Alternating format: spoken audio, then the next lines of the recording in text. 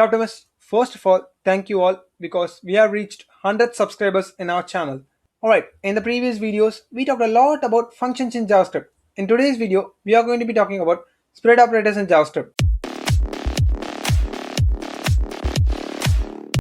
Alright, first let's look at the problem. In the previous video, we saw about passing multiple arguments to a function. What if you don't know the number of arguments that are passing to the function? To solve the problem, we have a spread operator.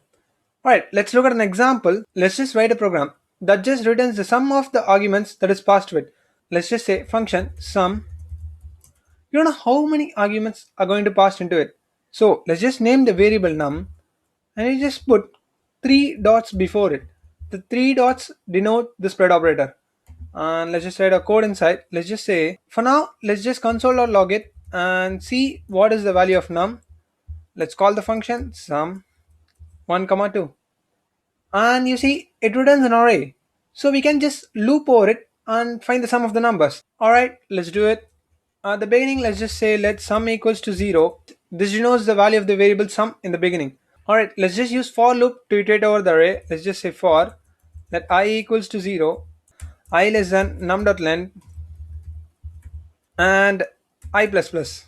And inside our curly braces, let's just say sum equals to num of I plus sum, and let's just return sum over here and we get 3. Alright, that gives us a simple example. Let's just add a number. Let's just say 1 comma 2 comma 3 and we get 6. Alright, that's it for usage of spread operators in JavaScript function, but this is not their only usage. We are going to be speaking about their other usages in a JavaScript advanced playlist where we are going to be talking about closure, asynchronous JavaScript and stuff like that. But before moving on to JavaScript advanced playlist, we are going to be talking about JavaScript DOM, which helps us build basic projects. So in the next video, we are going to be talking about JavaScript DOM, and I plan on doing basic projects on live so that we can just use the live chat and form a community and clear our doubts. Alright, thank you for watching. See you in the next video.